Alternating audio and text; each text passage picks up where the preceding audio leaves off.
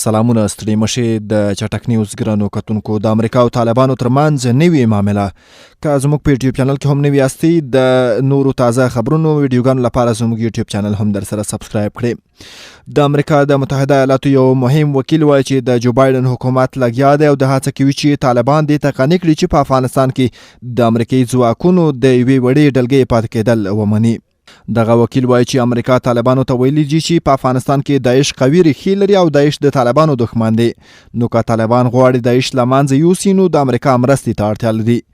امریکا طالبانو ته وړاندیز کړی چې د داعش سره د مبارزې لپاره امریکا غواړي له دوی سره ګډ کار وکړي. په کابل کې ځینې سرچینې وایي چې د امریکا د اول څخه همدا پلان درلود چې بالاخره طالبان د یو شمېر امریکایي ځواکونو پاتې کېدو ته راضي کړي.